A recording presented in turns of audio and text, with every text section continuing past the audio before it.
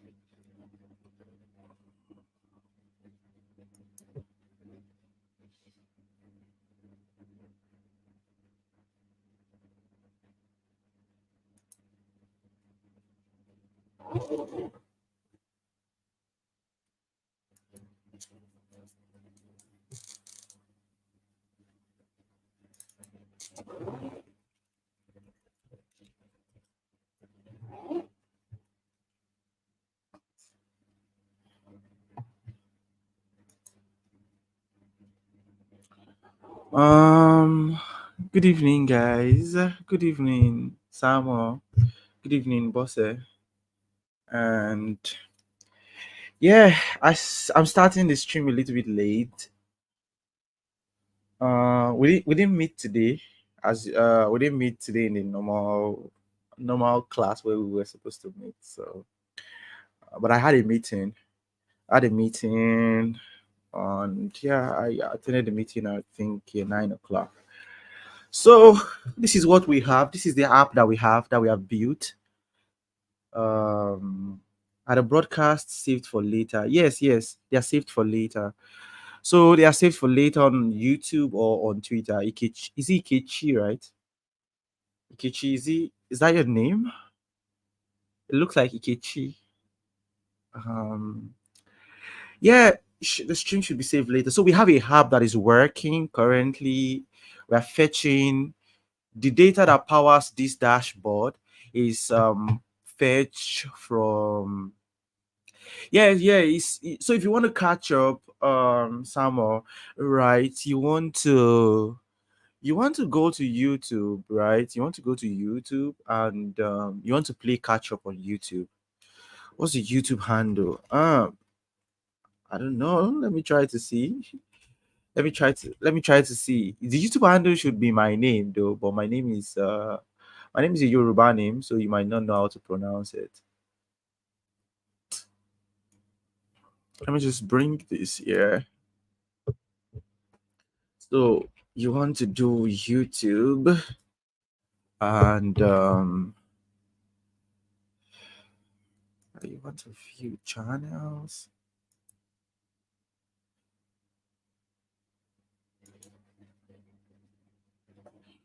So has anybody seen the Node.js documentary? Has anybody seen the Node.js documentary? You should watch the Node.js documentary. Um so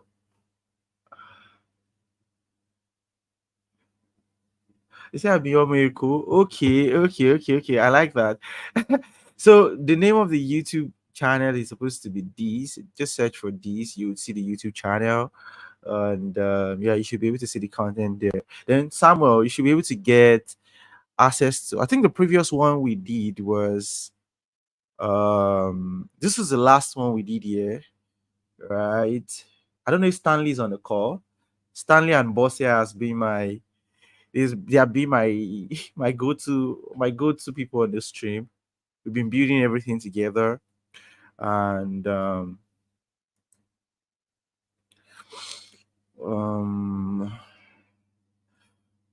we have we have the diving into deep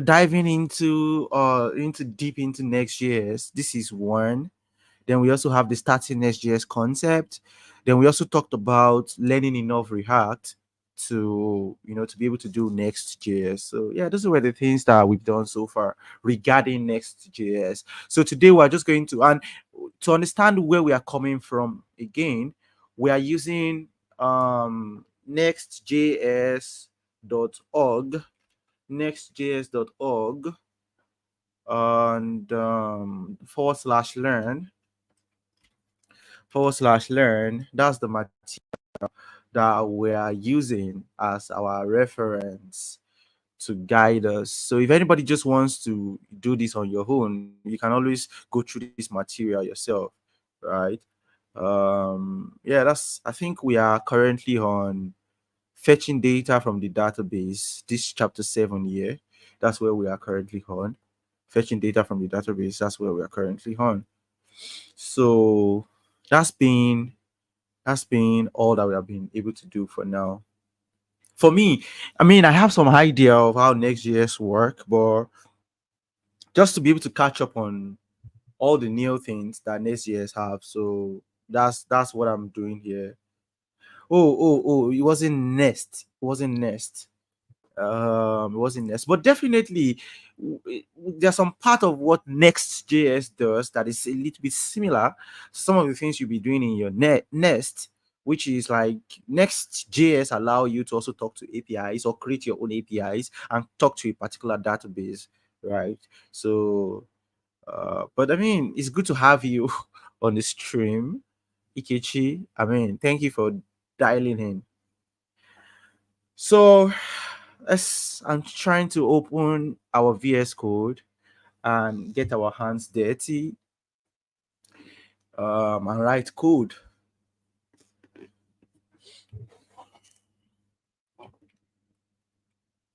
So you should watch the Next.js documentary. I think I said that. Like, watch the next watch Node.js documentary on please do video on Nest. I love the way you teach. Okay, no problem. No problem. I could definitely do it because I mean, anything that uses Node.js, there are stuff that I can do conveniently. So, and anything that involves writing JavaScript, I would gladly do. Right. So, uh, hopefully, I can do something around that. Hopefully, I can do something around that. Hopefully, so can bring up our VS Code up.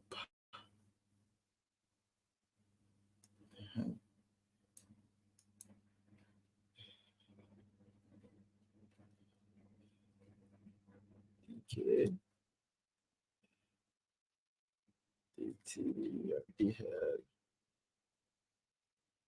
work. So work. And this. CD string.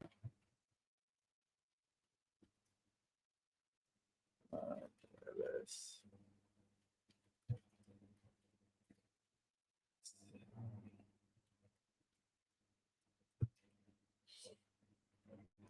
So I'm opening up my VS Code, and while we're waiting for VS Code to pop up, we also have we also have we also have another app that we have on Stackblitz. I have another app on Stackblitz that also sort of like show us um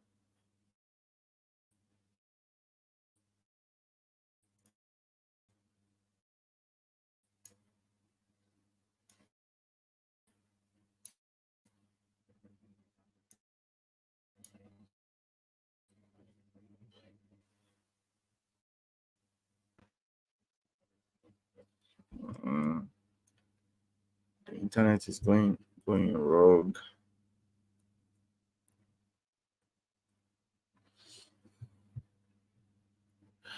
So we have this particular app that we have been working on for a while now, and the part of where we have really dwelt for a while now is that we've dwelt on. Come on. Do I have to slow these things down?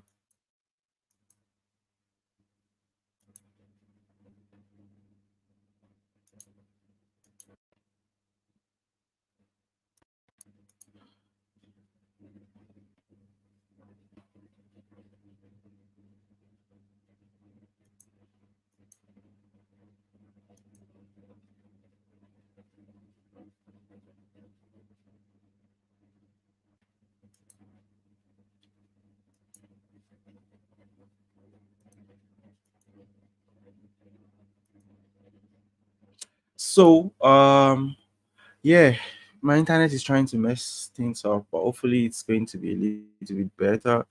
So we have this. I think we stopped at the dashboard. We're trying to fetch some things into our fetch some data into our dashboard. So what we currently have here is like we are going to you're fetching our what revenue data, right? And this is what currently so here this is some of the cool things that Nextjs does behind the scene. We are able to fetch data from this backend, right? And if you go to that fetch data, you will understand that this fetch data is a async function, right? That's what it tries to what it. I mean, this is just a delay, a 30 seconds delay, and yeah, this is the beautiful thing here. This line is what you cannot do inside of your browser.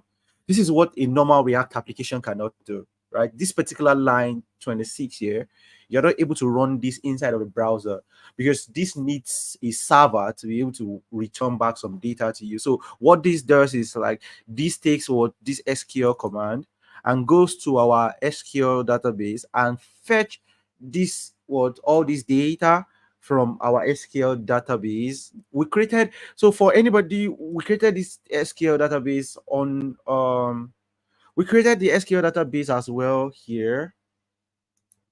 We created the SQL database inside of this place under storage tab, right? So we have this database that we created, and we're able to talk to this database, right? You're able to talk to this database here. So this is, I mean, Next.js is beautiful for giving us this opportunity, right?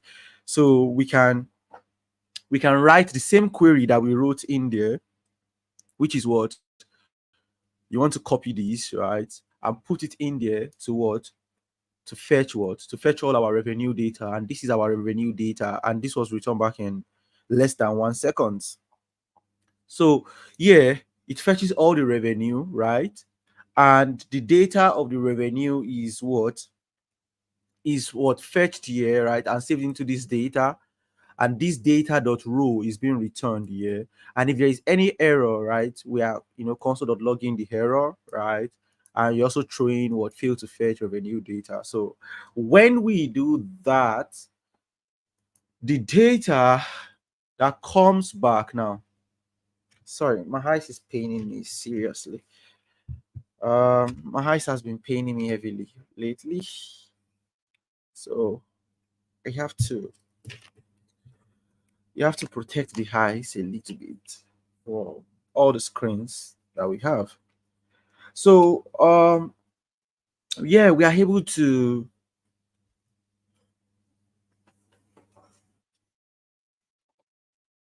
we're able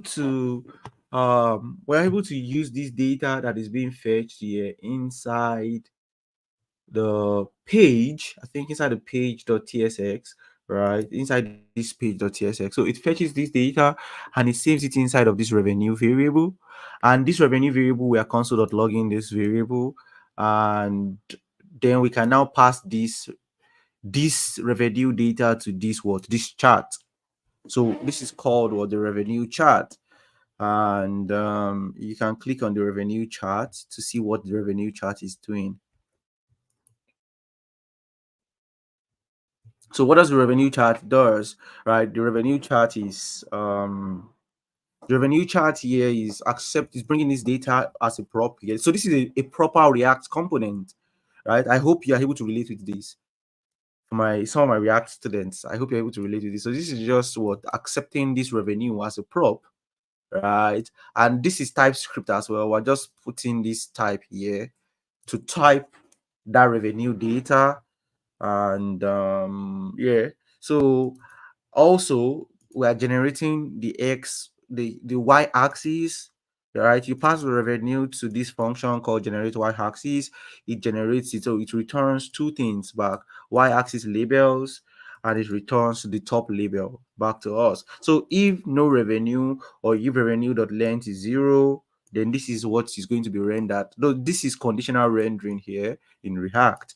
For those who don't, maybe might not understand what conditional rendering is in React. So when you do something like this, you stop rendering, right? If it matches this condition, and we have this other one here, right? This is the recent revenue. So if you check what we have on the UI, you can see the recent revenue, right? And yeah, you can see this margin bottom, right? This is margin bottom of 1 rem, right? This is font size of 1.25 rem. And this is what, when you go to a mid screen, right? When we go to a mid screen, you're setting, when you go to a mid screen, we're setting our font size to be what, 1.5 rem. And yeah. So here, what do we have here? So you have what, this first thing here is what, we are creating a rounded what. For those who don't know, right, this is using Tailwind. That is why you can see all the classes. When you move on the class, it tells you the particular CSS value that powers the class. And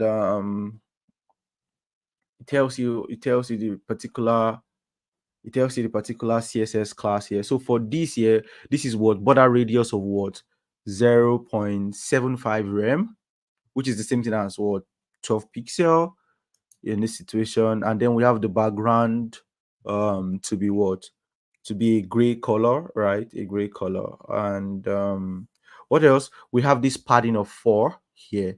So if you look at our app that we built here, the first gray thing that you can see here, that first gray, right, and the rounded corners, those are the first things that's the first div that you're seeing. Then when you go to the next div, so if it is small, you're changing the grid template to be 13, to use 13 to use 13 as your columns, right? Just use 13 as your column. That is, give us 13 columns, right? And you're saying the margin top is 0. You're saying you want to use display grid. We also want to use grid column of 12, right? So this SM means that when we are on small screen, so when you look at the media query, right, when the media query is what, 640 downward, where our screen resolution is around 640 downward, this particular CSS class will be applied. And you have grid column of 12. You have item ends, that is, you want to give on each of the item, align what, item flex end. We also want to give a gap of what, 0.5 rem. We also want to do a border radius of 0.35 rem, and you want to do a background color of white, and we want to do 4, right? 4 padding of 4, which is 1 rem. And when we go to the mid screen, right, mid screen of what, between your 640 and 768 pixel, you want to have this gap to be 1 rem. And that is all that happens there. So the white div is the next div, right? The next div that contains this old chart here, that is the white div. And when you look at it now, if you close, if we close this here, if you close this here, and we also close this here, you would notice that the major, after this old major thing here, the next one here is what, is the calendar icon, right? You can see the calendar icon, and this subtle text here that we have here that says what, last 12 months. So you want to see the calendar icon and the last 12 months as well here.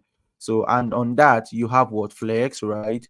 And you have what, center the whole thing, right? Item center, padding bottom of 2 pixel and padding top of 6 pixel, of what, this is of 2 is 0.5 rem, sorry, which is 8 pixel, and here is 6 is 1.5 rem. And the calendar has what, the height of what, 5, which is 1.25 rem, the width of 1.25 rem as well. And you have the text to be what, the text should have a color of what, gray. And also we're saying that the h3 here should have what, the margin left of 2, right, which is equivalent to 0.5 rem. The text should have 0.875 rem, and the line height of what, 1.25. and it must have what the gray color as for text right there. And if we check this now, so if we want to look at what is inside here, you want to look at how they are able to render this one first, because this is the first thing here, and then this is the second thing here. So for this first one, we have this div is what renders that part. So what renders that part is that what you have a margin bottom of 6 pixel, right? It is it is hidden, and yeah, it is hidden. We have um we have the flex column, right? For the direction, you have justify, between, you have text, you have, what do you have again? Yeah, we have text be small, you have gray color, and you have the flex. So what will be inside now? The height of that div will be what? Look at here now. This is where the major thing is. It will now be what? The chart height. And where do we get our chart height from? Our chart height is set to a constant here to be what? 350 pixel, right? And we also say that what each of the labels, whatever we have inside of this label, do what? This is what, like, map each of the array, right? And make sure there is what? A paragraph. So if you inspect, this is going to be a P, a paragraph, this is going to be a paragraph, this is going to be a paragraph, paragraph, and paragraph. And that's what we have there. So, and our label is also coming from what? This what is coming from this label here. So each data inside of this y-axis label is represented by just label and the piece here. And again, the revenue, this revenue thing here will now be this revenue thing here will be each of these ones here, each one here, each one of these here is a revenue thing. Each one of these is a revenue thing. And how do you know it's a revenue thing? You notice that what you have each one, after each one, you have this January following it, the month following it. After each one, the month follows it. So you can see here that after you have each one, you can see the month is following it. After each one, right? After each one of them here, you see that the month is following it, and that's the way you know that that's what is following. And basically it is using what? A width of what? The full width, right? Rounded corners, the background of blue, right? We are also setting, so we're setting the height because it's the height that determines what goes on. So you can see for this here, the height is 2k, right? And the height is based off what? We are dividing what our chart height by what? The top label. That is, you are creating a percentage value, right, out of what? Multiplied by the month revenue. So what the total month revenue is, and what our chart height is, and what the topmost record thing is there. That is what we have in there. So yeah, I mean, it's beautiful that you can use your HTML here to they just use the HTML here to draw this chart, which is something very intelligent and smart. And I mean, it's something smart and, very interesting that you can also do. So, but they also recommend that if you want to use proper data visualization, right, you can check out Tremor. I've not used Tremor before, but I've used chat.js at work, and I've not used these vixes before. So if we want other stuff, right, we can definitely use the other stuff right there. So to see the tremor, you can see tremor is React components to build charts. So you can always use this here. So I mean, I know this is going to have lots of ship faster with Tailwind. So it uses Tailwind as well. And they have lots of components that you can use. So you can use the area chart, the bar chart, the line chart. You can use different kind of charts here, which is beautiful. So So they have different things that you can use, not just ordinary charts alone. They also have components, UI components that you can also use. And another one is the JS. Yeah, JS is like they've been for a while now. So they've been for a while now. They have, all these beautiful charts.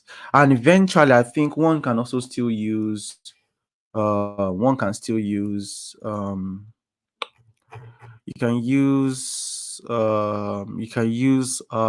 should be able to use D3. There is a library in JavaScript called D3.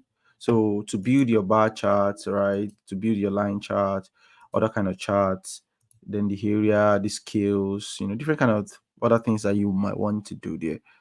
So, and this is the other one here that I also recommend to use.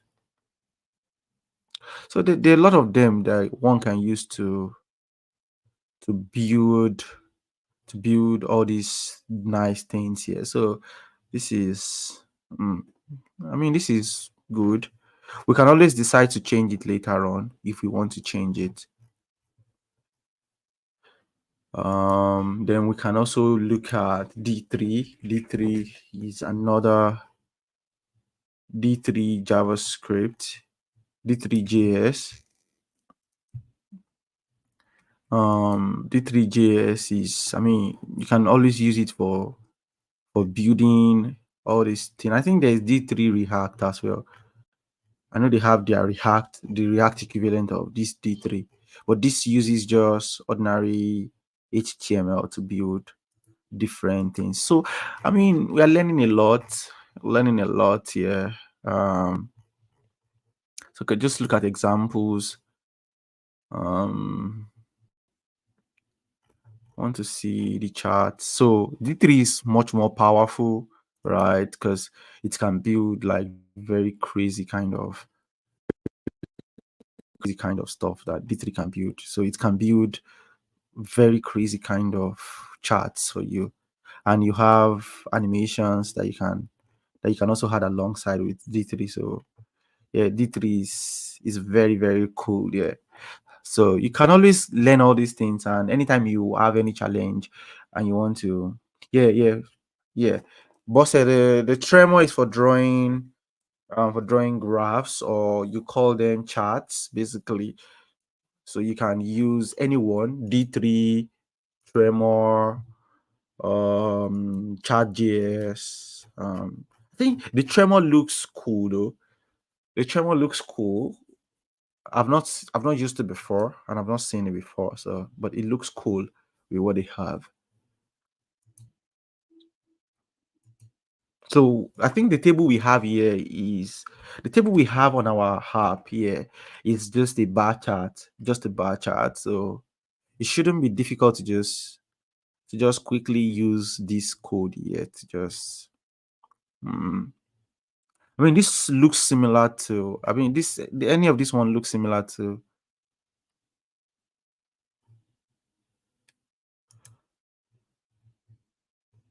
So we are just going to pass into the bar chart, and you're just passing these props.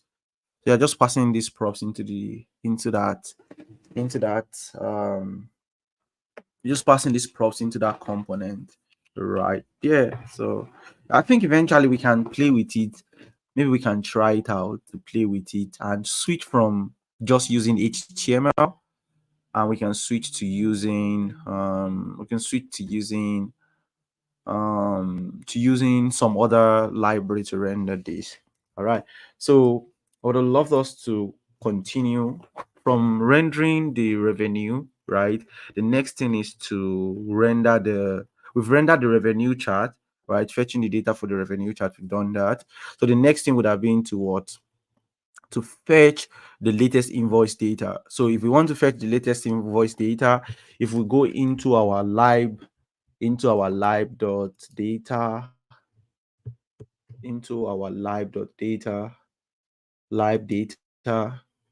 So we have this fetch revenue, then we have fetch latest invoice. So this is the one we want to use now. So this fetch from what? It fetch from the invoice table, and it also joins the invoice table with customer table, and it's trying to make sure that anywhere you see the customer record, you want to do what? You want to check for um replace.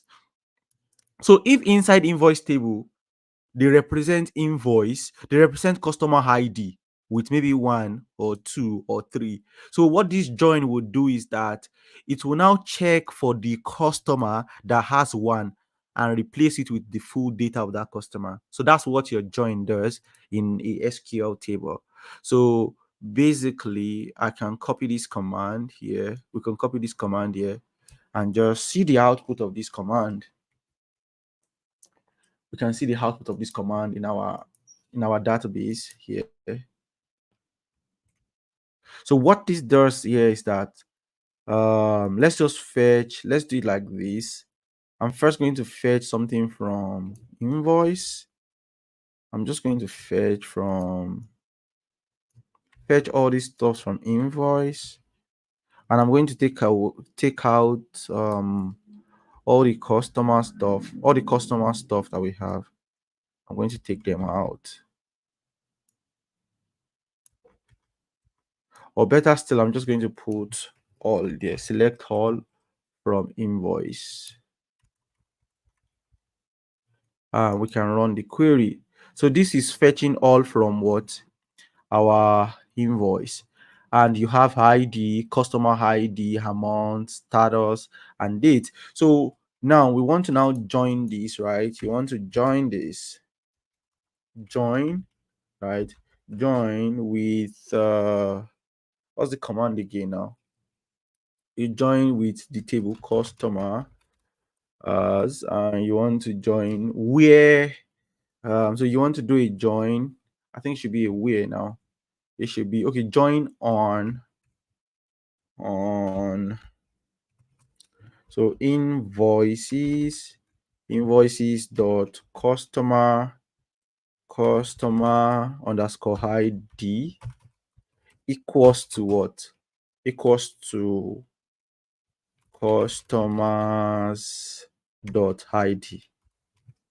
And I think that should run and join everything for us. So now if we look at the record now, so you notice that it is first having the ID of customer, amount, status, and date. And after that, you start having another ID. So you now start having another ID of ID, name, email, and image, right? So what is happening there is, but you notice that what this customer ID of 3939, right, 395 is going to be the same thing as the ID that we have here. You can see that this is 3958. So that is what the join does. The join joins the record of invoice with the right customer that owns that invoice. So now we can now pick and choose, right? You want to just select few things. So we want to select just few things, which is just we want to select the invoice amount alone, the name, the image, the email, and just the invoice ID. And you can see that we're now saying invoices.amount, right? That is, make sure you're picking amount from invoice record, make sure you're picking name from customers table, make sure you're picking image URL from customers, make sure you're picking email from customers, and make sure you're picking ID from invoices. And then we can run this. I think it should run. So if we check it now, we're now going to have what? ID, then amount, then name, then image, then email alone, and then yeah.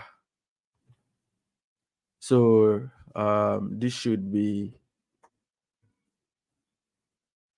there's something wrong with the data though. The data is not consistent. The email is not showing up. Or is it the image URL? One record is missing. So amount is missing.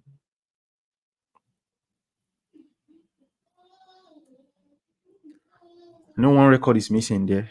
Or I can always copy, just put everything back here and paste everything. So we're fetching this here on this. Order by invoice date and limit to just 5.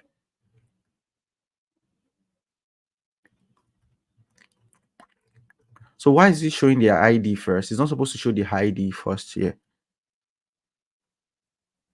Because this is supposed to be amount, this is supposed to be and the invoice ID is supposed to be the last one. 1, 2, 3, 4. So maybe it's not invoices ID. Yeah, there should be invoices ID. Because this arrangement is not consistent. Yeah, the arrangement is not consistent, but I think it's not a problem. It's not too much of a problem. So we can go into our page and fetch. Just duplicate this and turn this to what? Fetch latest invoice. Fetch latest invoice, and this is going to be latest invoice.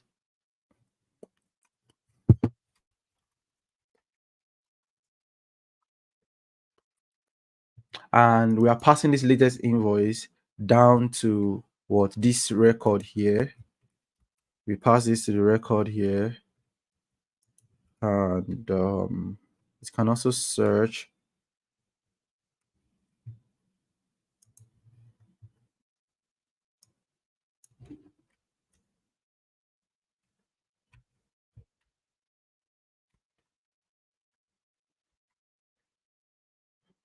So this should be record. So we need to start this server up to see if this is working. But I believe this should work.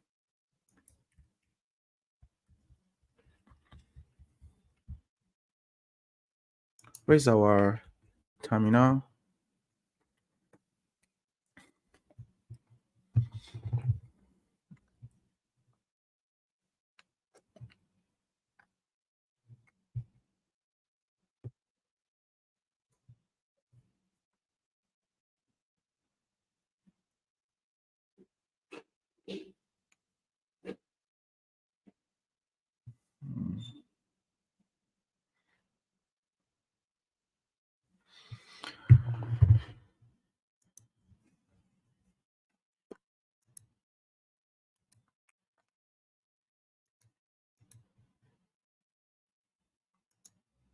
So to run this now, we can run.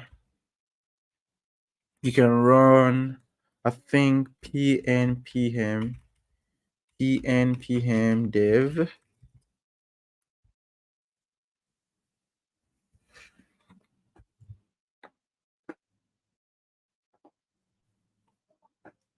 And pnpm dev should bring in our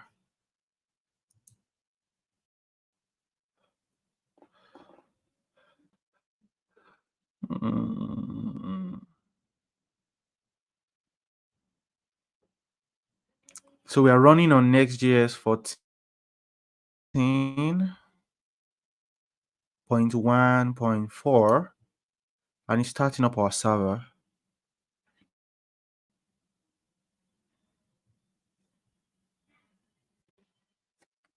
It took 30 seconds to start the server,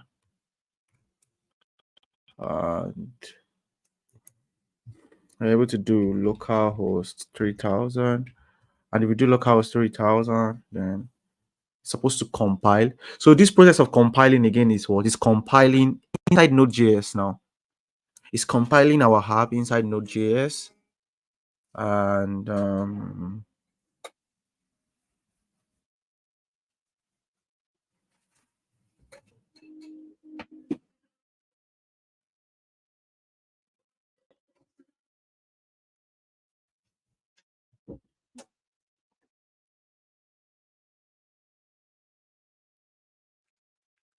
using.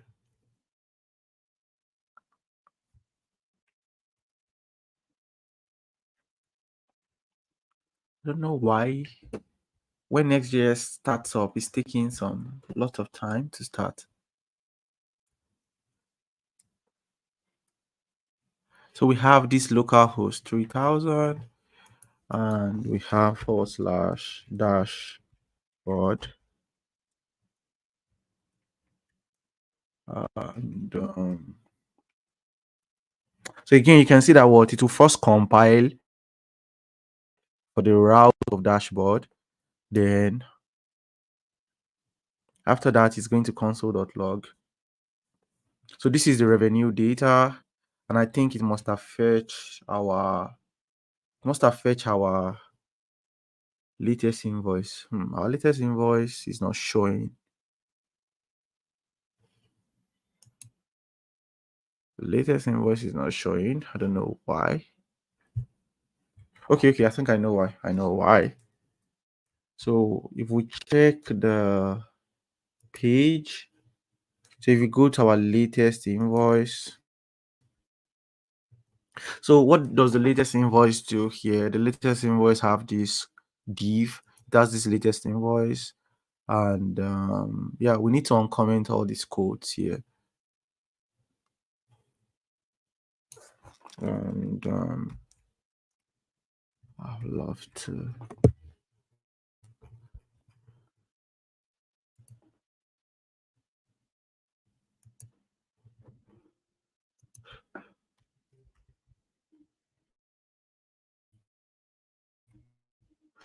So again, this is if just a normal React component, and we are accepting latest, right? Accepting latest invoice as a prop, and we're just able to. So you can see the latest invoice as well is rendered here.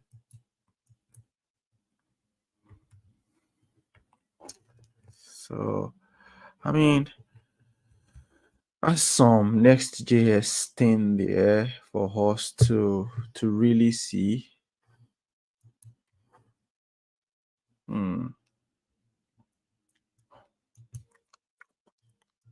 So let me see. So they are using this image URL. They are using the name.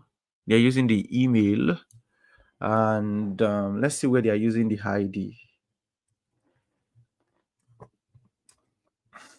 Let's see where they are using the ID.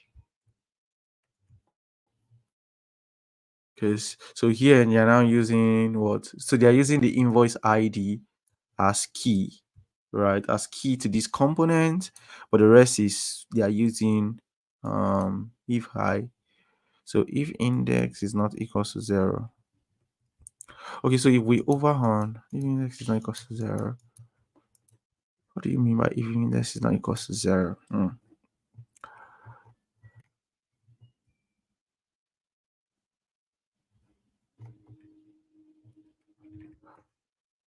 Okay. I think I know what is going on. So for the first record and the last record, I think there won't be, for the first record, there's not going to be border, right? There's not going to be border. There is not going to be border top. Yeah, there's not going to be border top. Yeah. So there won't be border top for the index at the top. So you are passing the invoice.image URL here, right? We are passing the name here as an auth to the image, and we're using the Nextjs component, image component as well here. And we're using the invoice name there, and we're using the invoice email below it. So this is mean width of 0 pixel, and we're truncating. So truncate means what? It should overflow and allow it to allow overflow hidden, and text overflow should be ellipses, and white space no wrap. So basically what they're just doing here is that if the person sort of has a very long name, right, they are trying to find a way to truncate it and hide the overflow. And so we're also giving it semi font or semi bold, right, to make it bold. And the email is also has how does the email has a display of hidden? I guess the reason why they use display of hidden is that they don't want, is it that they don't want the screen reader to read the email? That's why they are giving it display of none. I don't know why they are doing that. Or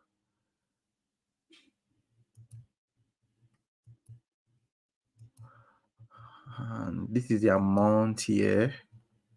And yeah, this is, I mean, this is basically,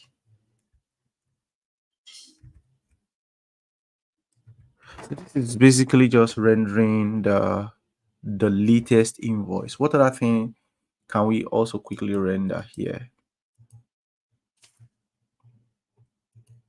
So after rendering that, we're able to so they said we should practice fetch data for the card component, right? And now it's your turn to fetch data for the card component. The card will display the following data: the total amount of invoices collected, total amount of invoices collected, total amount of invoices pending, total number of invoices, and total number of customers. Again, you might be tempted to fetch all the invoice and customers. Use JavaScript to manipulate the data. For example, you could try array.length to get the total number of invoices and customers. Okay, okay. So we're going to do that. Hmm. So again, you can see here again, we're using the SQL to find. So when you run something like this, I think I could just copy this, right?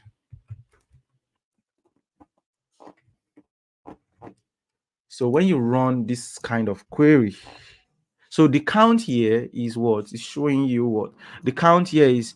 So this asterisk is fetching all, right? Fetch all the invoices. So, right, this fetching all the invoice. But if you need a count, right, of what that invoice is, you can just put it like this and it will tell you. So it's just going to return a single count of what the invoice, it will do a count of what the invoice are. And that should be all. I'm coming, give me a second.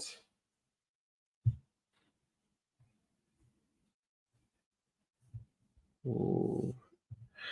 So it's fetching the count here. The count of the invoice is 15. Then we have customers.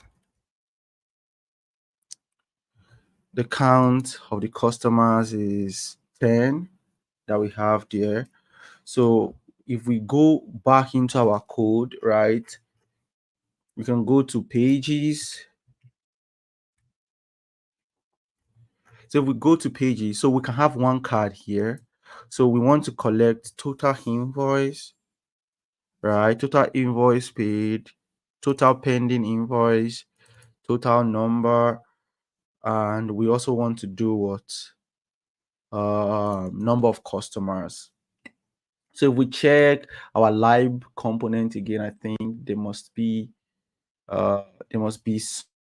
some data that has been put there that we can use. So this is fetching the card data now. So here it's going to make this SQL call to all of these. Make this SQL call to what? To select counts, to select the count of invoice and customers. And now we are selecting what? We are selecting, and then we're trying to use SQL to do some calculation here. I think I like this. So here they are doing, it's going to select and go and check for when status is equals to paid, and then it will add it up together. And it is also going to fetch and just check when the status is pending and add it together. I mean, I think I like this kind of command. This is very cool. So let's see what that command also returns. So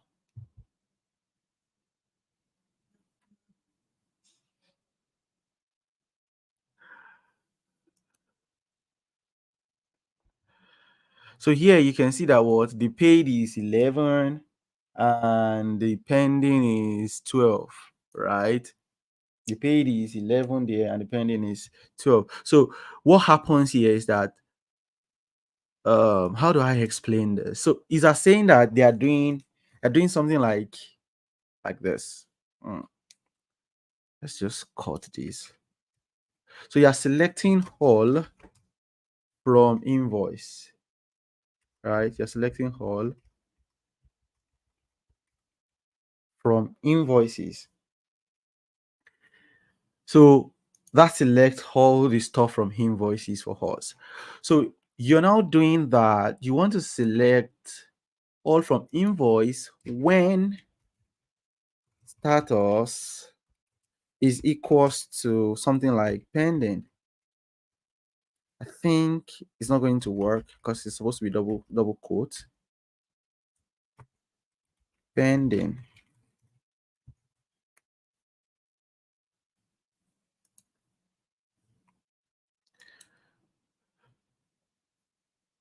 Is it single or double? I can't even remember when I did it earlier. And status is single. So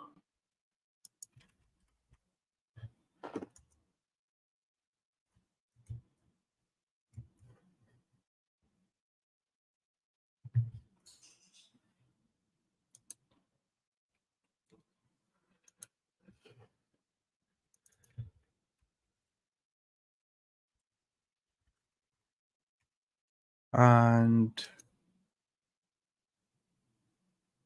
where did I just say when? Where? So this here, you can see that the status here is pending. So it is now just and then we can do when status is what's the other one now? The other option is paid and pending. So you can do paid and pending. So in SQL, we can run a case query, right, where we are able to now say that before you do this, select all the data where the status is pending and then sum it together, right? So sum the amount, sum whatever value that is being returned, sum those amount together, and else, right? If you are not like if you did not see any record that matches this paid, you can give it else of 0. So the data will be 0. But if you see something there, add everything together. So that's what this sum function is doing here. And then you're able to return it as paid. So instead of us doing this in JavaScript, because you could have fetched all the data in JavaScript, just fetch all the data,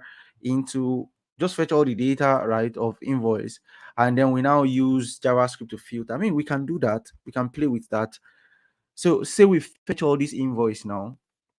If you fetch all the invoice, then you can now do filtering yourself to filter the paid ones and to filter the pending ones. I mean, we can quickly do that basically with our JavaScript there. So what that would have meant is to I mean, I'm able to just write another query. Let me just write another query here to just do const. You want to fetch maybe invoices equals to SQL, right? And so you want to select all from invoice, right? And once you select all from invoice, maybe we could just add this to just add this to here, invoices. So the fourth data of our promise.all, right, is going to be the invoice. Um, so all the invoice would have been const invoices now. Invoices data will now be something like this. So we are able to now go to our page. Once we go to our page, we are able to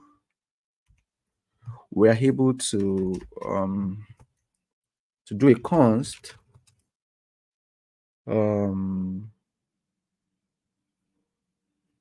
maybe invoices invoices equals to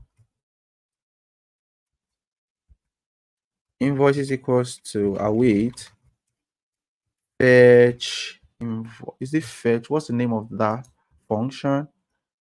The name of the function here is what you are importing fetch card data. So card data, fetch card data, and it does this here. So when we get this here, I think is everything returned as an object, or every record is returned? Every record is returned as an object. So I can destructure the last one to be what? Invoices. Yeah. So I'm able to go to page, yeah, and I can destructure invoices.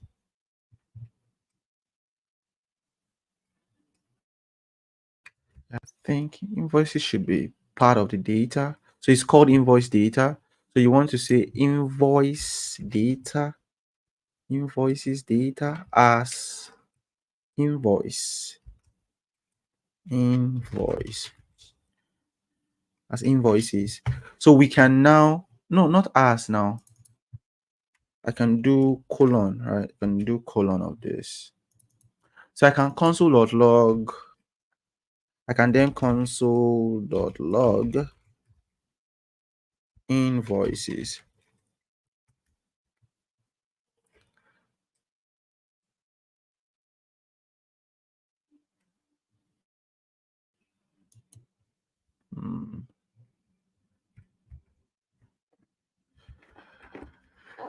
Should be able to. Let's see whether it's going to work. So invoices data. Let's check our terminal.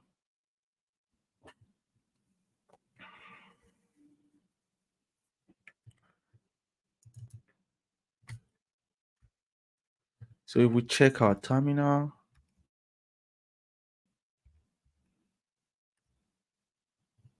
so we can see that it is fetching all the data of what? All the data of the what? Of the invoice.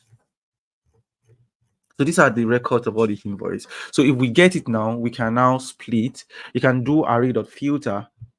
We can do array.filter to filter the ones we want to filter. So you can now filter to say we're looking for total invoice, we're looking for total paid invoice and total pending invoice. So to filter this now, let me go into the browser to see if we have the console.log, and I can inspect that and play with the console.log. Is the data logged? Yeah.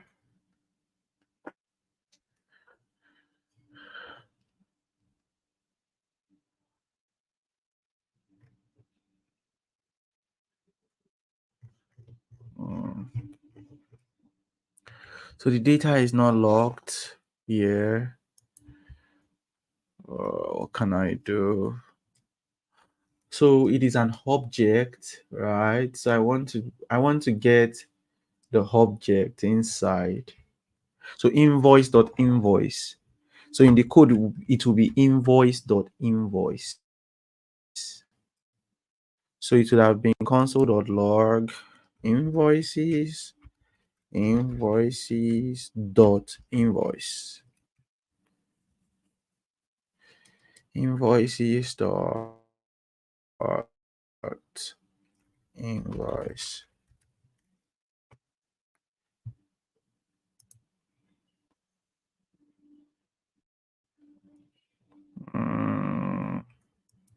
What is the structure of this query result? Okay. I think I'm the one who puts it in an object. It's by default an array.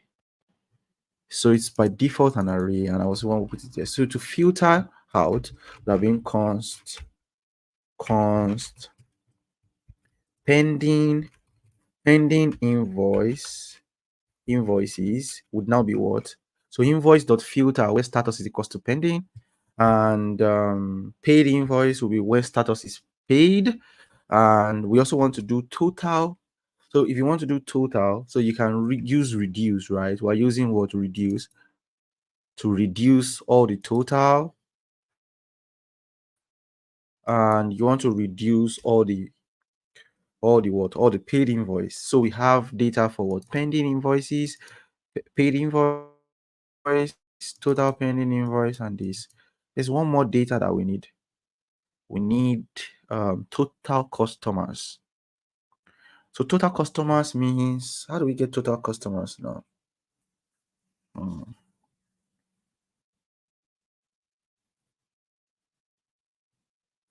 Number of invoice would have been um, number of invoice is invoice.length, and total customers. No, we cannot do that. So total customers would have been, do we have, we can take something else from this place to be, say, except if I want to write another SQL inside of this place. Hmm. Let me write one rough SQL inside of this place. Const customers equals to maybe await SQL, and this is going to be select all from customers, and yeah, I can quickly do count here, count of all the customers here. So I need to import SQL. So and so we want to do customers length now would have been customers.row.count. So this is supposed to work.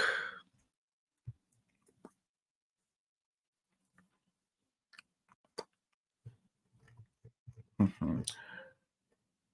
So if I check the terminal,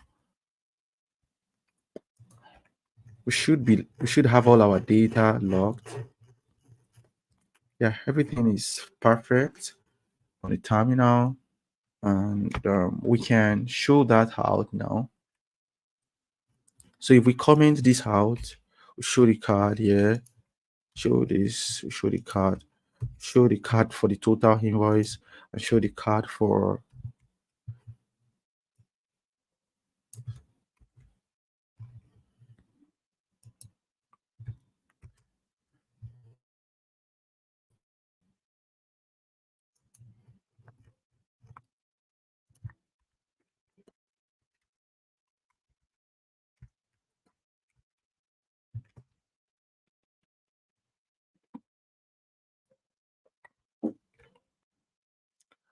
so if we go to, if this loads now, we should see our card. So you can see the value here. I want to ask if we could do customer.length. Customer.length. Yeah, I think I'm doing customer.length already. So when we do, you know that we don't, when you have customer, the customer data is returned inside customer rows, right? So if you want to do customer.length, what would have done is that if we fetch, let's say we change this API now and we fetch what? Select all from customers. So this will return all of the customers. Then we'll change this to something like, we'll change this to just rows, right? I think rows, which is supposed to be an array. I mean, we don't even need this anymore because it's supposed to be, it's not supposed to be customers.length, customers.row.length, be customer.rows.length. And I think this should still work perfectly fine. So we are getting not a number. Okay, you can see now. Can you see it now? about say the customers.row.length will work because we're selecting all the data here, like you're selecting all from your customers here.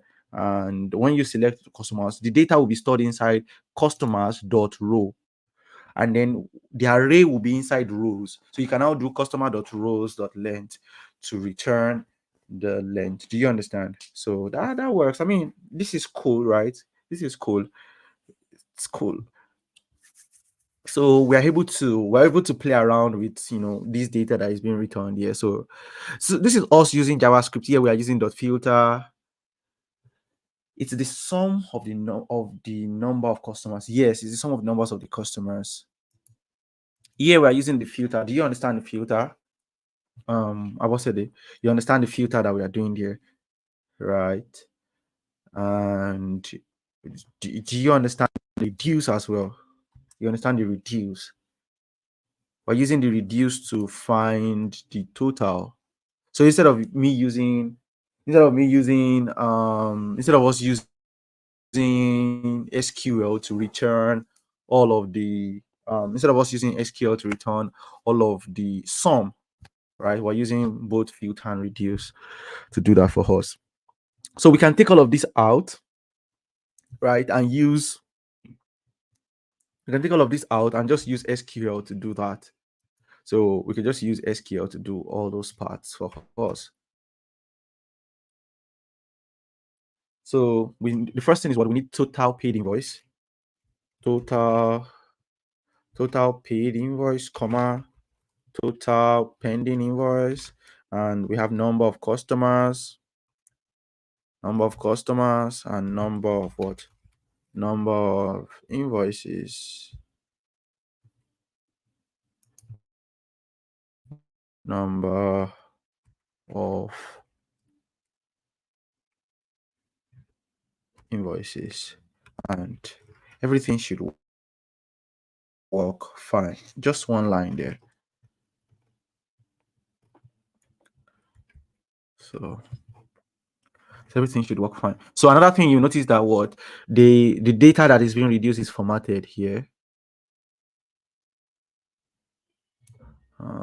So if we go ahead and check the formatting of the data, so the formatting of the data would have happened.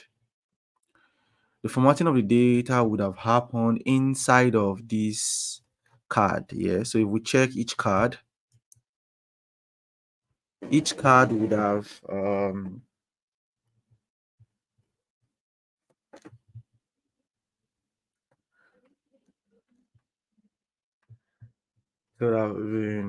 would have had we have this so the formatting would have happened on this value. How did the formatting happen?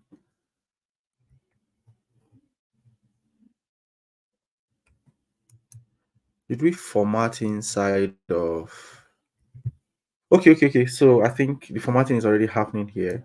There's this function here that helps us with the formatting using int using your normal number.format, right?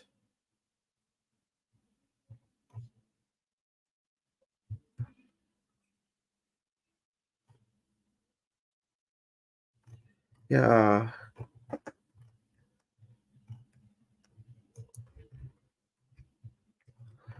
So it does the formatting for us there, which is good.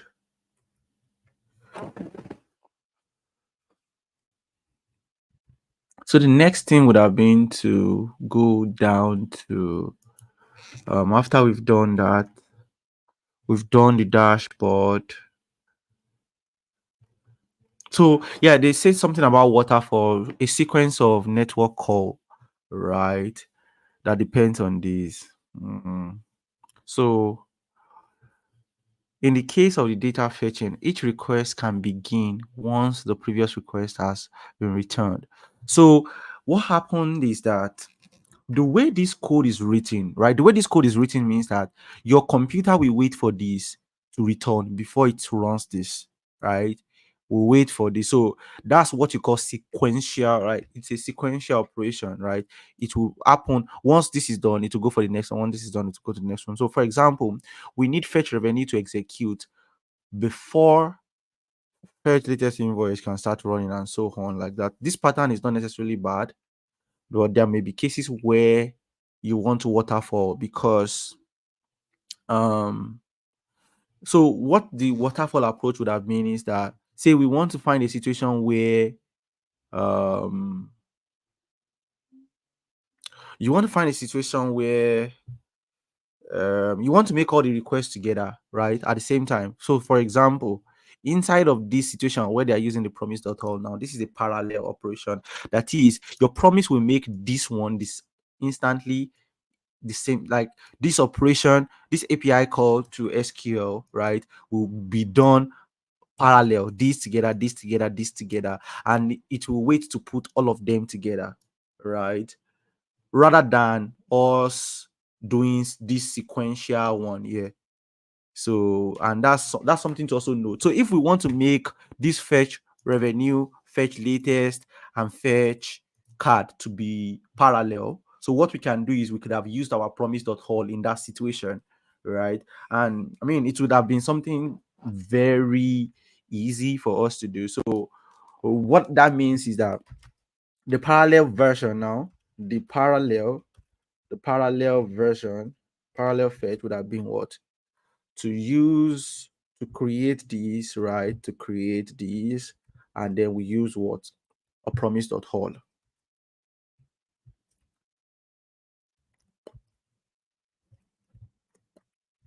So this is the parallel version. Do you see the parallel version of this now?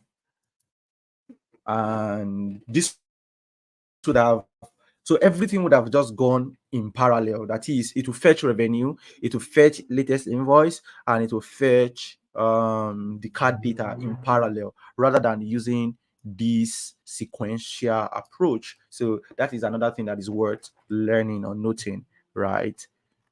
So I mean, it is cool that we are able to understand the difference between both the parallel the six. So we have what? Static and dynamic rendering. So here we're going to be cache data fetching, on cache data fetching. So what cache data fetching means that once it makes the call to the database to return a particular data to us, it will cache the data. So cache data means it will keep the record of that data. So if you look at what I did here, what it has us to do in, where's our lib, right? What we did, I think what we did here. So if we check the first one, right? The first one, which is this fetch revenue. The fetch revenue here is that what we are using, what, add no store to prevent. So adding this no store here prevents caching from happening, right? So if we want caching to happen, then we'll have to remove what? The no store. So you can remove this no store, right? And then the result will be cached. So right now it can now cache the data. So what the cache now means is that if we refresh the page, right? If we refresh the page, instead of it going to the database to fetch the record afresh, it will not. It will just use the cast version. That is, the cast version would have been the one that it kept somewhere. That cast the data that it kept somewhere, it would have kept a copy of it. So let's look at this. Uh,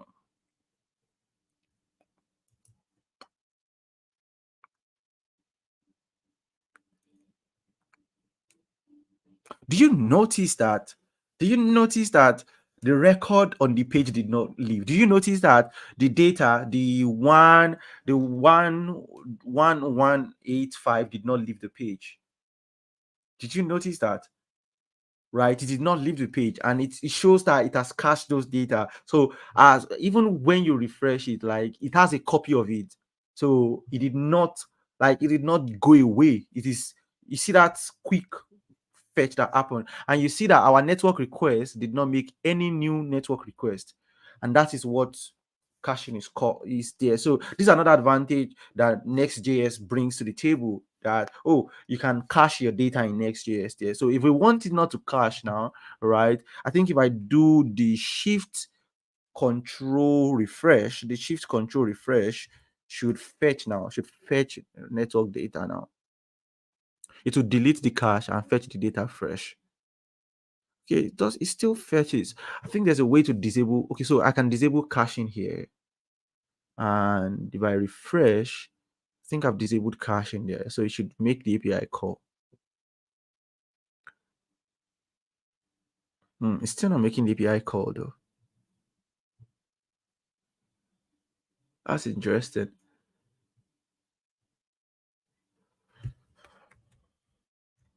So let's put this back there. Let's put no store. Is it that is no store? Is it so no store is the only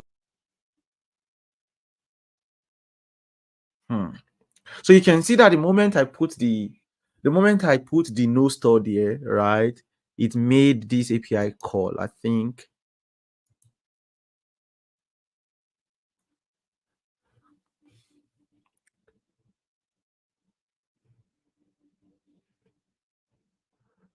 Hmm.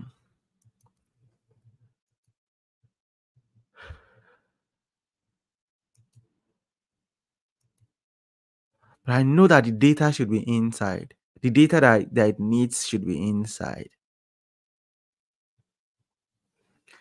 So this is basically, but at least you can see that now that we have the no stored here, it will not rely on the cached version anymore.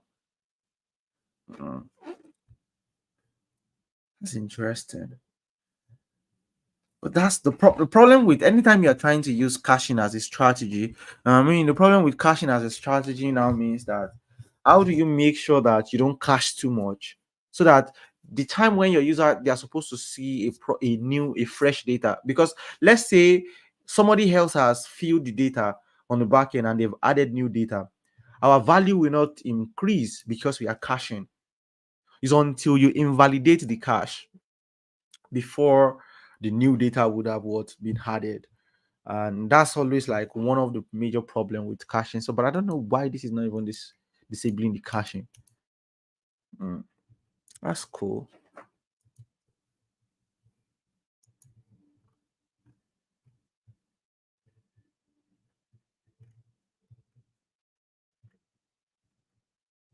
So make the dashboard dynamic. Okay. They said we should make the dashboard dynamic. By default, adversarial progress doesn't set its own caching semantic. It allows the framework to set its own semantic behavior. So use a Next.js API called unstable store to introduce caching, right? You see that. So import unstable store as no store. So, and I already did that in the code. I already did unstable store as no store, and we are calling what? We are calling the no cache there to not cache our record, and that is one way. So they said we should add no store to all of the add it to all of the so in your add this the next cache and call it on the top of your data fetching functions.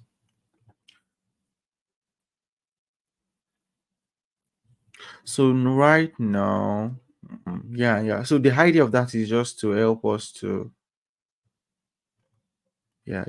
So basically, I think that just takes away the caching. We can take away the caching then manually that way.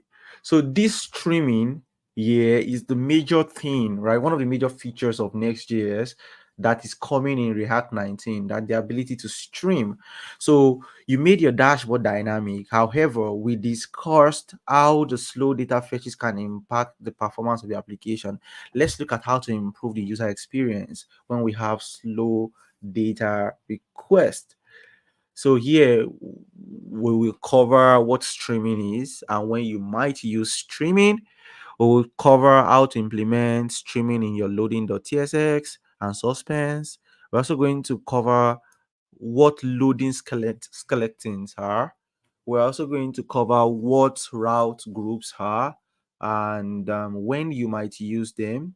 We would also talk about where to place suspense boundary in your application. So in React, there's something we call suspense, and suspense allow you to suspend your rendering process and show a fallback element.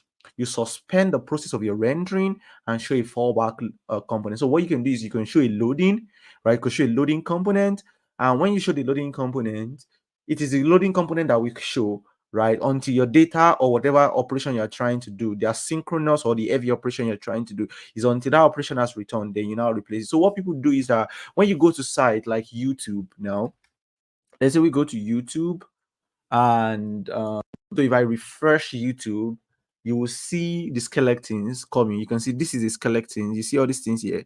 It first showed one small card there. That's a skeleton there, right? So it's just something similar to what React gives us with what suspense, where you suspend the whole thing and we can use the skeleton there.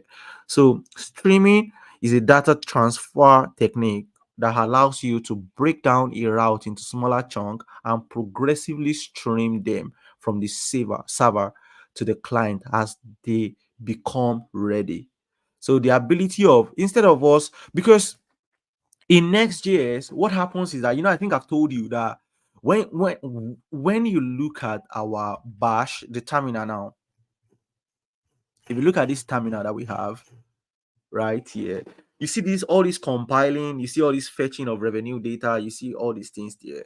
This is a database. These are their server operations that are happening.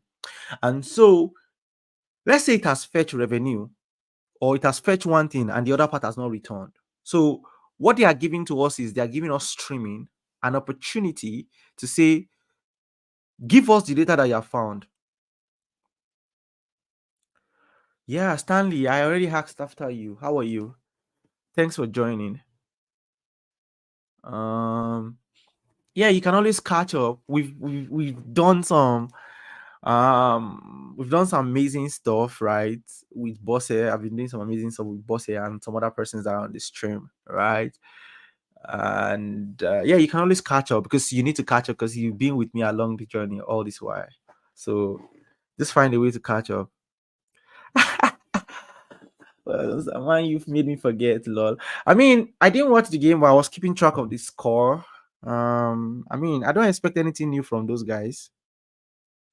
Uh, there's a lot about them that is not, they're not playing too well. Because I was just following this course. Yeah, they're not playing too well, but in the end, they'll be fine. They'll be fine. They'll be fine.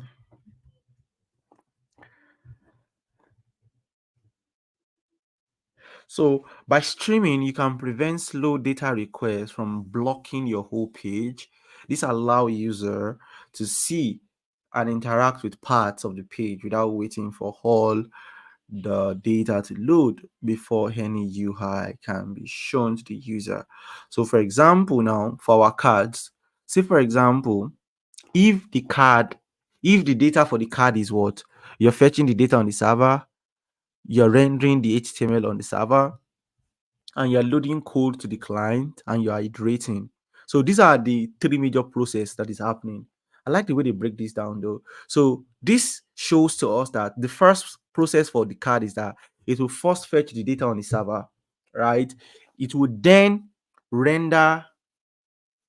I was learning Next.js chart, and I'm not too far from you. I'm on chapter 6, and even post to my GitHub was fun, must confess. Yes, to be honest, like when you see the stuff you can do, you will just be wow, right? Like for example, like the SQL thing, like making requests to database, and you're like, really? This is cool. And like they have some amazing features like the image component, some crazy stuff that they are doing inside that makes it easy for you to just like do things. And I mean, it's really interesting. I really can't wait to dig in deeper and use this every day of my life, because I mean, This is bringing, like, it's bringing life to your React, because you've been writing components, React components, and client side stuff all your life. But you get to see that, well, I can now do stuff that is beautiful, right? Just like go to a database and fetch something, or eventually you can even create your own API yourself using the API routes, because they have API routes. So you can create your own API inside their API route, and in your own front end now, you will now fetch data from your own API route. I mean, that's cool, because what you would have needed the backend and the front end for to do before, Next.js will just give you capacity to just do it at a goal. So, and I know that that's why many companies are right going for it right now. So these four things are the major four things that you probably do here. And I think the context of hydrating, we've talked about this context of hydrating right there. Hydrating is the code that was generated by the code that was generated by the server is going to be sent to the client, and the process of showing that, because when you generate when you generate React code on the server, you now send it to the client. And when that code is sent to the client, the process of it now, like your browser understanding the HTML that is sent to it, right? And now rendering it and then repainting those HTML. That's what your hydrating stands for, right? Which is the last phase. So you can call this right here, this breakdown, just like the life cycle of a React component, right? A React application, right? Sorry, the life cycle of a next application right here. So um streaming works well with React component model, as each component can be considered a chunk. There are ways to implement streaming in Next.js. At page level, the first way to implement streaming is with what, loading.tsx. So, and at for specific component, we can use suspense. Okay, I talked about suspense before. So suspense so you can, this is cool. Next.js is really cool though, because so you can put a loading.tsx on a page, and while you're waiting for that page to load, it is going to pick that. I bet that these guys are just they're just something else with this. So inside of this place now, I can right click here and create a loading.tsx.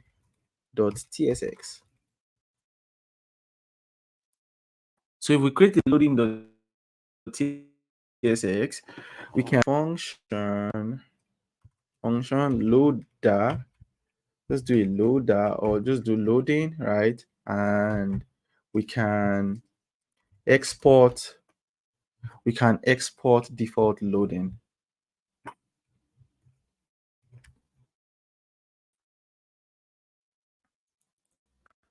So if we go to our app, so you can see this loading. You can see this loading. And that is really cool, right? So cool. So instead of it just loading and loading and loading and loading and you're waiting, so you can see that loader there. So if you want to implement a spinner, right? If you want to implement a spinner, you just go ahead and put a spinner there, and the spinner will just, I mean, most of the time for every app you see, you probably see a spinner or you see a skeleton, and the thing just loads and you get it. Well, it is, you can see, like, you can see the loading again, right? And that is so cool. So cool there. So cool. So we just put this loading.tsx inside of our code, and it works. Loading.tsx, and it works. So again, you remember that we have page.tsx and it works. You have loading.tsx and it works, and we have layout.tsx and they work in every page. So let's say again you want to delay some loading here, so I can come at customer level again. I should be able to implement a loader at that page as well. So I can do a loading.tsx at that level, and I can do a function loading, and I'm able to do this. So we're going to say loading customers, So, I mean, that would have been very cool, right? So, one thing you can just do is that you can just have one loader, have one spinner, and just import that spinner into every loading.tsx that you want to use. And you can say you can export default loading. So, that is general that. Um, so, another thing that we could have done is so we have okay, so they have skeletons that we can use. So we can just import the skeletons here. I'm just going to copy this whole thing and just put this whole thing inside this.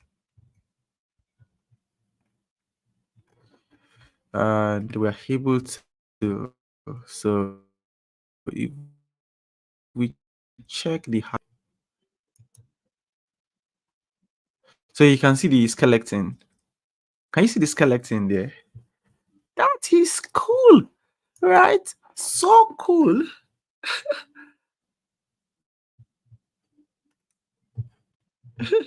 So cool, right? It's so beautiful, right? And I mean, you notice that everywhere you go to now, everywhere you turn to in this generation now, everybody's using skeletons.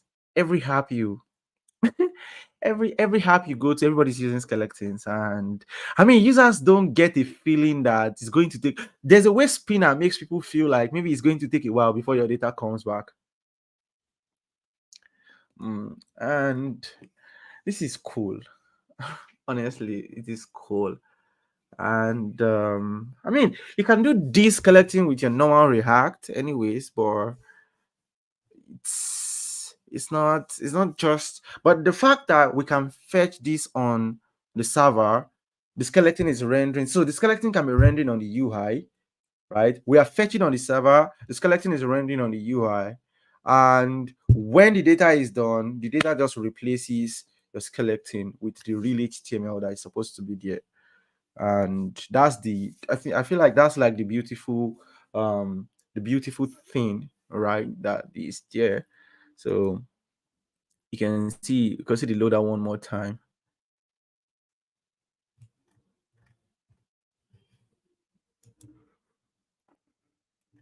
Yeah, the loader is the loading feature is cool. Yeah, it's cool. And let's try to check, I think, suspense. We'll check suspense. And so So here, now the loading.css will only apply to dashboard overview page. Route group allow to organize files into logical groups without affecting the URL structure. So when you create a new folder using parentheses, the name won't be included in the route path. Okay. So for example, now this overview becomes / this. Okay. When you are using a route group, so we can create a route group with something like this. So this overview here is something called a route group. Okay, that's nice. That's cool. And streaming into a component. So, however, you can also use route group to separate your application into sections like marketing route, shopping route. So that seems for large applications. Okay. Streaming into a component. So far you're streaming a whole page, but instead you can be more granular and specific using React Suspense. Suspense allow you to define your rendering part of your application until some condition is met, until your data is loaded. So you can wrap your dynamic component in Suspense, then pass it to a fallback component to show. You remember the slow data request fetch revenue? Yeah, this is the request that is slowing down the whole page, instead blocking your whole page. So you can use suspense to stream only that component, to stream only this component, and immediately show the rest of the UI.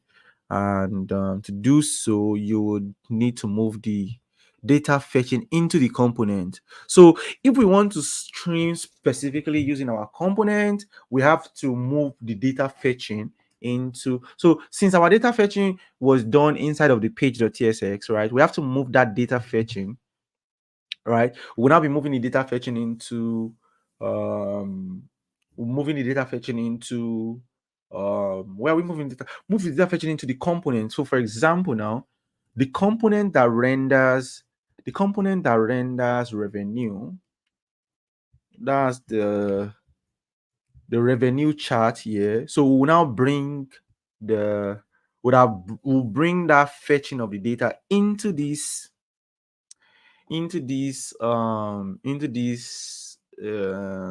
component here. So let's see how to do that. Okay, so you want us to create overview? Do you want us to create overview, or we already have that structure ready?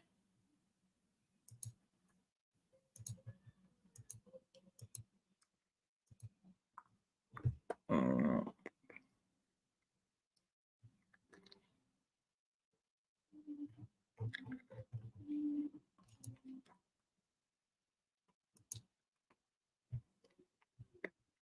so they want us to create a route group. So the route group first is delete all the instance of fetch revenue and its data from. So they want us to create a route group. So I'm going to right click on this and create a new folder. And the folder is open bracket overview. And inside of the folder, we will then have, we're going to move our page.tsx into that place. Let's see whether we've broken the app.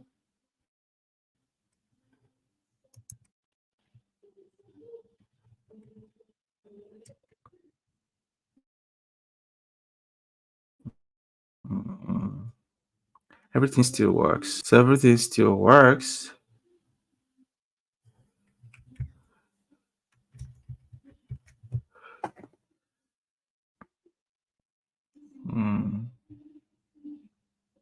Should we move the loading into that place as well?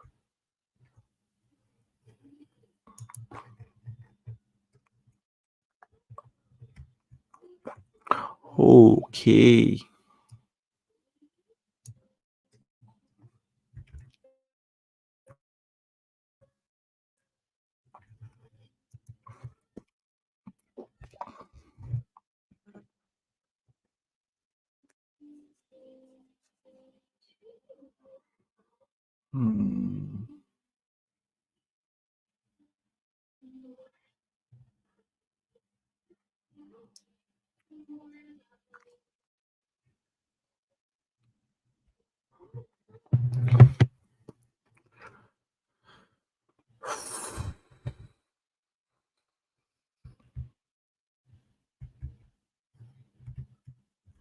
So they said we should move the whole fetching of the revenue back into this.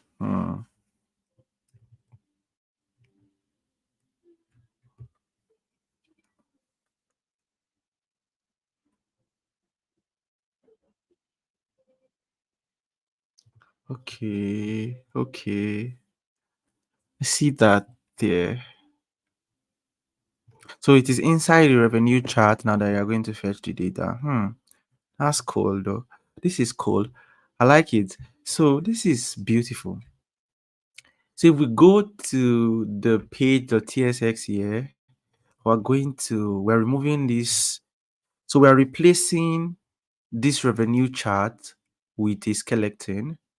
And that skeleton is coming from I think, what's the skeleton now? The skeleton is coming from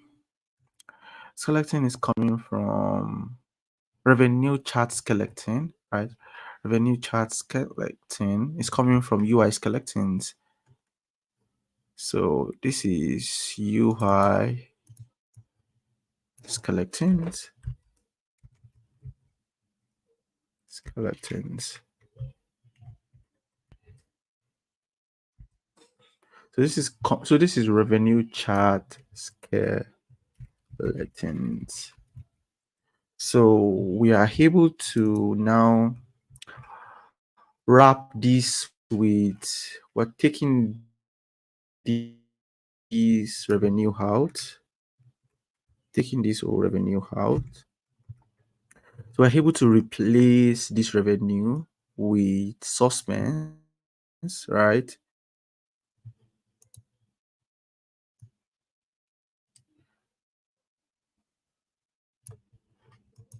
Uh,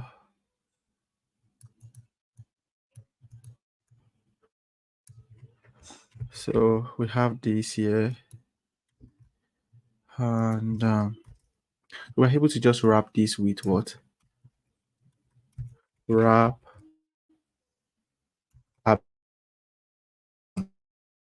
abbreviation, abbreviation,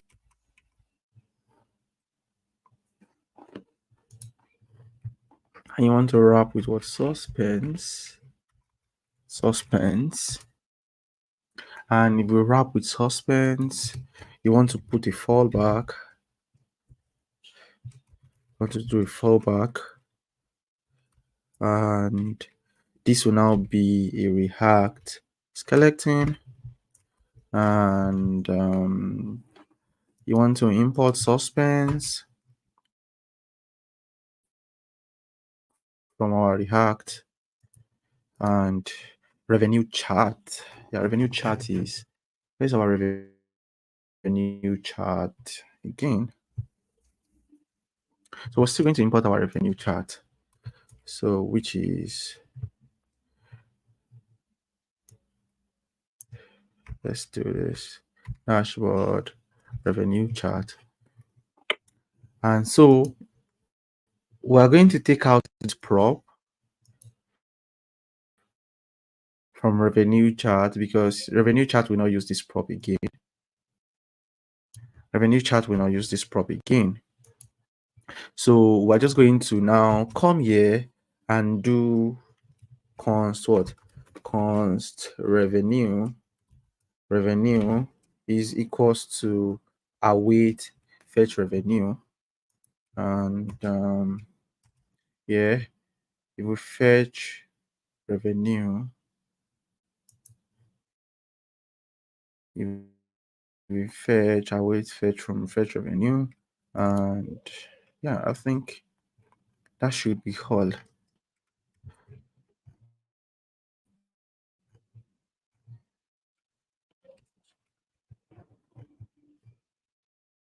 At most, we can say this is revenue data. Okay. Yeah, everything should be working now.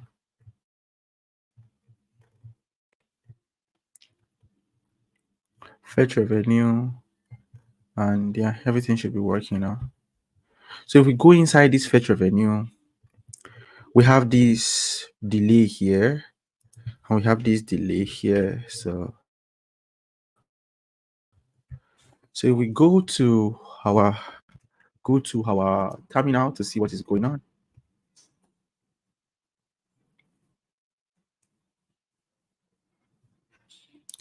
So let's see our UI. Let's see our UI.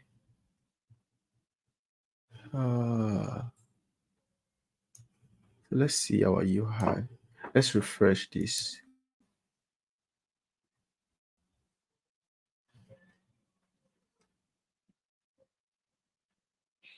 So you notice that, did you see that did you see that that because this was delayed a little bit, right? That the others were rendered, right? The others were rendered. It's just the other ones were rendered, because this is just the recent revenue that was delayed a little bit. And yeah, let's go through it again.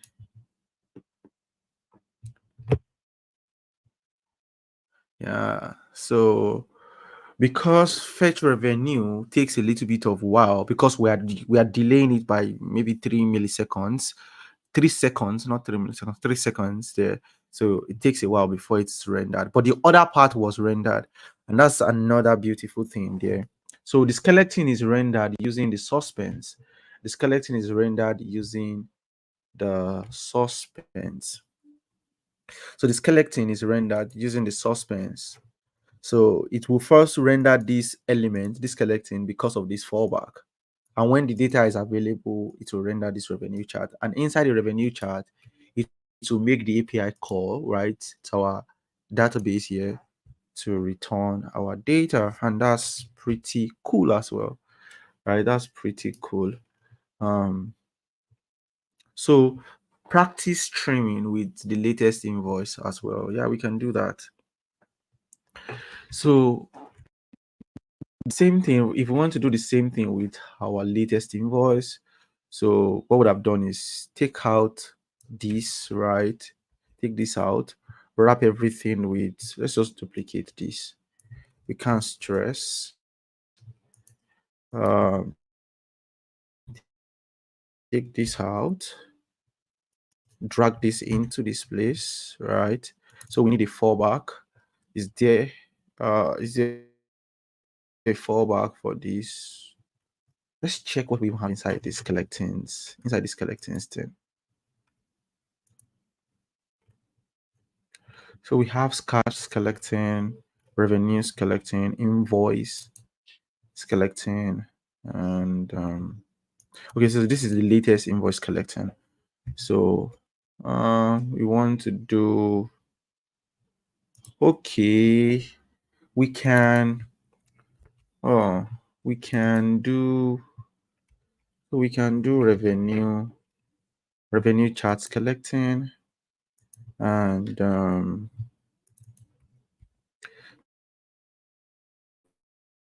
no, sorry, this is, and then we want to do latest invoice. So we can go down there to do this here, paste this here, and you want to also do this. So this is going to be latest invoice collecting, and we want to go to this component, take out the whole prop there, and inside of this place we want to do what, fetch the latest invoice, and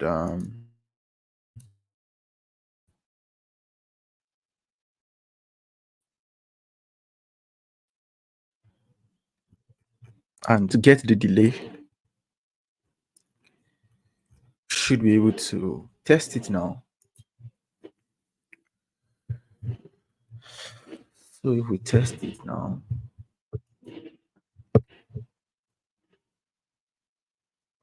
so I can delay the data, right? Because it is being cached. The data is being cached. So I want no store, right? No store, so that it doesn't cache the data. So if I put the no store there, it will not cache the data, and it's supposed to refresh the whole thing.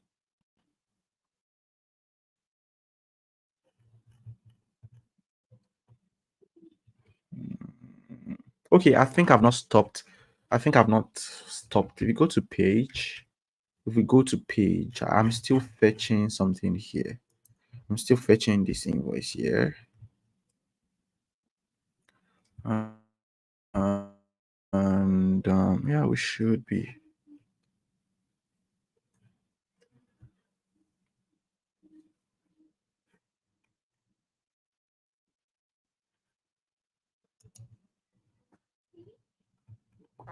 So is it that the data is that fast? So if the data is that fast, then I can go inside the latest invoice here, and we can delay it by, let's just copy this wait, and copy it to just delay the whole thing for a while.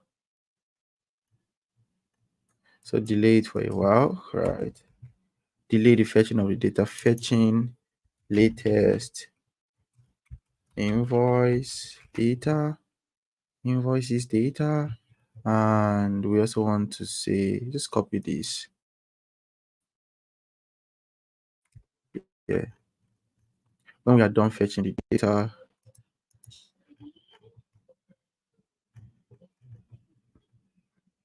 mm,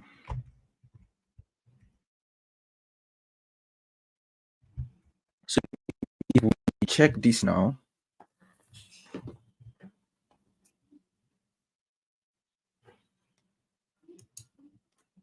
so you can see that both of them are being delayed, right? And when they are delayed, the skeleton is rendered.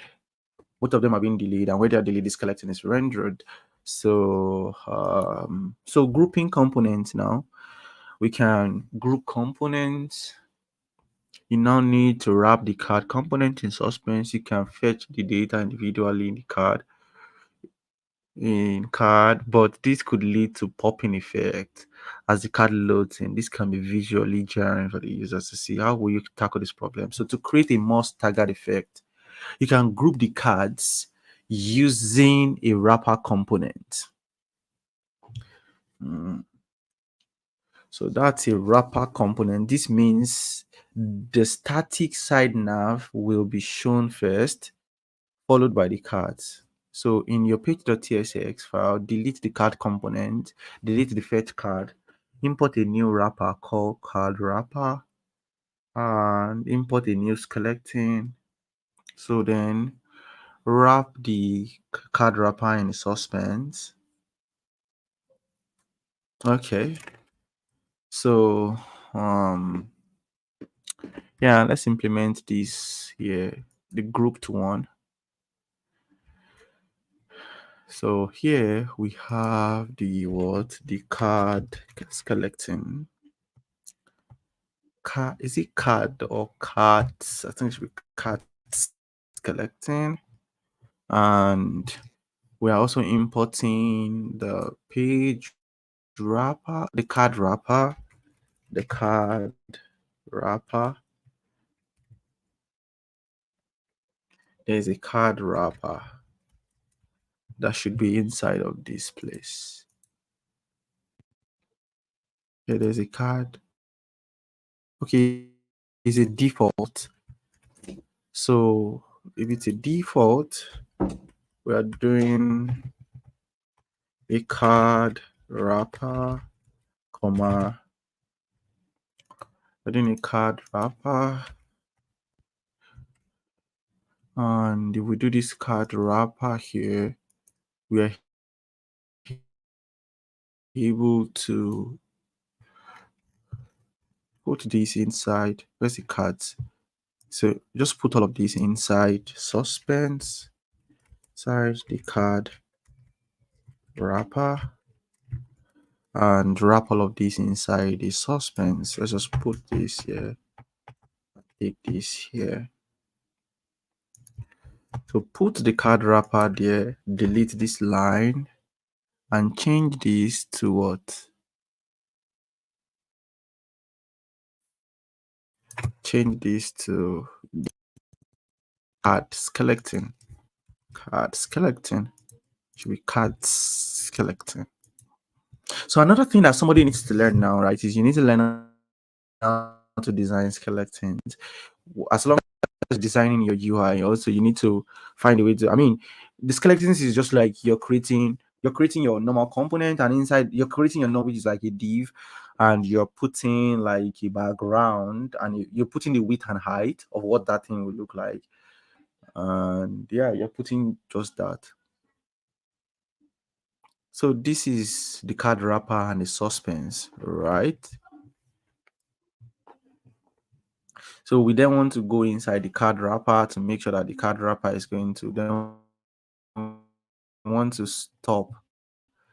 We want to stop the fetch cards, right? Just comment this one out as well. We want to go inside the fetch card, the card wrapper to make sure that the card wrapper. So here we want to now make the API call, right? You want to do the const equals to what? Our wait fetch card. And inside of this place, we have what? Total paid invoice, comma, total pending, total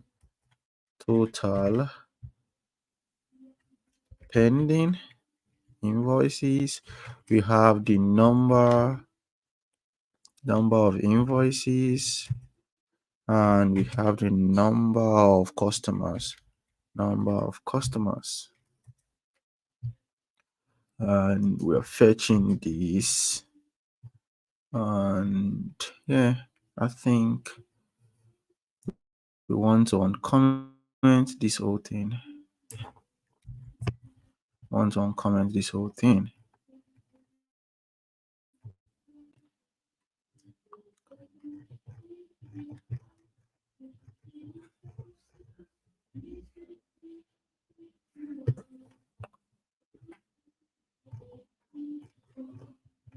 Uh,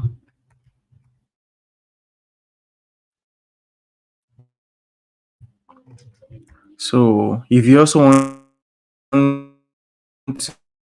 if you want to feel the slow nature suspense thing as well. All right, so the cards are being rendered, everything is rendered there.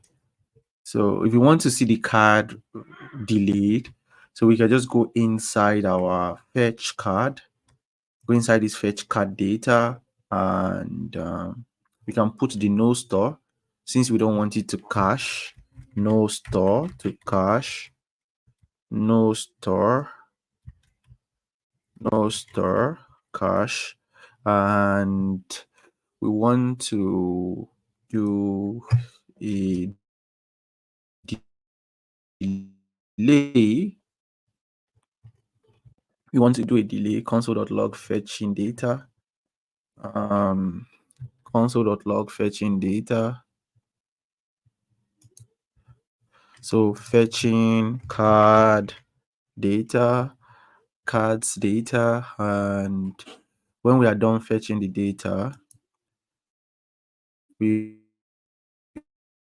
want to say we are done.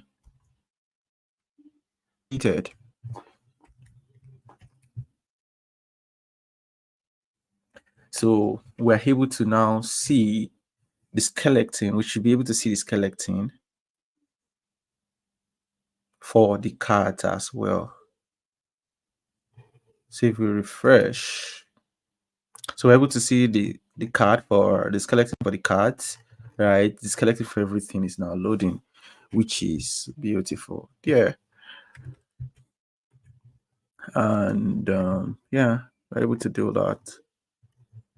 So looking ahead, the streaming and server component gives us new ways to handle data fetching and loading state. Ultimately, the goal is to improve the user experience. In the next chapter, we'll learn about partial rendering and a new Nextjs rendering model built with streaming in mind. So let's just see what we have on the chapter 10, and we're able to, this should be the last chapter that we are going to look at today. So here we have partial rendering. Partial rendering is an experimental feature in Nextjs 14. The content of this page may be updated as the feature progresses in stability. You may want to skip this chapter if you prefer not to use experimental features. This chapter is not required to complete this course. Okay, combining static and dynamic data together. So currently, if you call a dynamic function inside your route, e.g. no store cookies, your entire route becomes dynamic. Okay, this is how most web apps are built today. Either choose between the static and dynamic rendering for your entire application or a specific route. However, most routes are not fully static. You may have a route that has both static and dynamic content. For example, an e-commerce starter, right? You might prefer to you might be able to pre-render the majority of your paid product. You may want to fetch the user's cart and recommend product dynamically on demand. Okay. Going back to your dashboard, what components would you consider static versus this? Let's see. What components is so okay, this is static, right? This is dynamic because it's fetching from data. This is dynamic, this is dynamic. Okay, okay. So the sidebar doesn't rely on data, it is personalized. Okay. So what is now partial rendering? Partial rendering is SDD. Okay, S. The user visits the route, the static route shell is served, ensuring a fast inline load. The shell leaves the hole where the dynamic content will load asynchronously. The asynchronous holes are streamed, static or revalidated, and dynamic. Okay. This is different from how your application is. When entire routes are either entirely static. So partial rendering combines ultra quick static edge delivery with fully dynamic capabilities. We believe it has the potential to become the default rendering mode of web applications. Okay. Hmm. So this is worth reading. All right. This is worth reading to know what is in here. Ooh.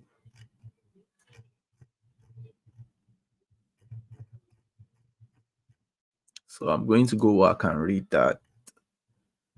So, what are the holes in this context of partial rendering? Locations where JavaScript is disabled, location where dynamic content will be loaded asynchronously, locations where third-party scripts are loaded. I think locations where data is loaded, that should be B, right?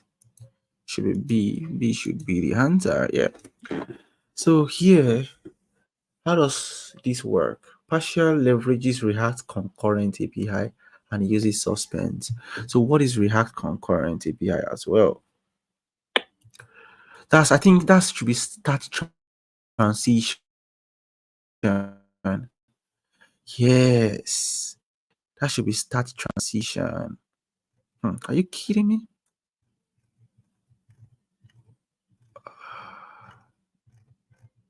I think it should be start transition. The concurrent APIs should be something like the fallback. Let's see.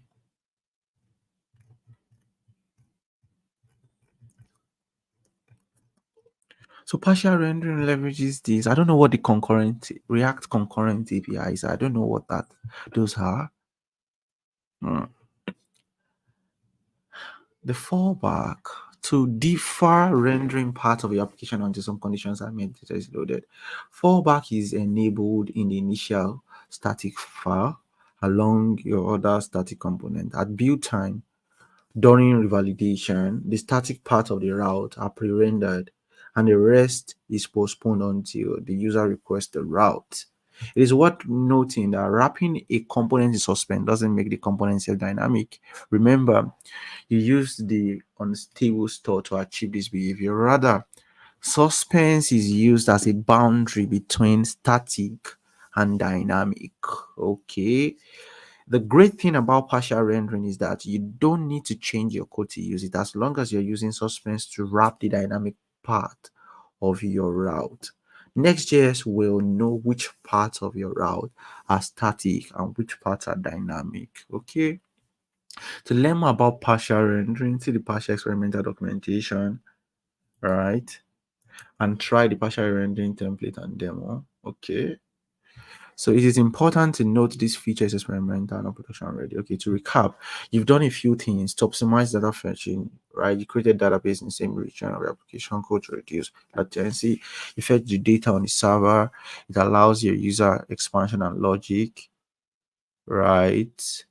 On the server, reduce client-side bundle to prevent your database secret from being exposed. Here, we use SQL to fetch data to only fetch data needed and reduce the amount of data rendered transferred for each request, right? Parallelize data fetching with JavaScript here, where it makes sense to do so. Implement streaming. Yeah, we've implemented streaming. with page level streaming, and we've implemented route component level streaming with our suspense, right? Then we move data fetching into the component that needs it, that is, which is isolating the part of your route that should be dynamic, right? In the next chapter, we'll look at two common patterns that you might need to implement when fetching data. So we'll be implementing the search and pagination. So, yep. So that should be all on the stream today. So at least let's push the code, right? I'm going to push the code, and yeah, I'm going to push the code. Ah.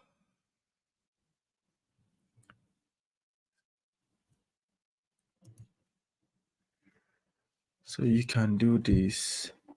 And then when we do this, next is going to reload the whole thing. You go to your project, it's going to deploy, right? It's going to be deploying.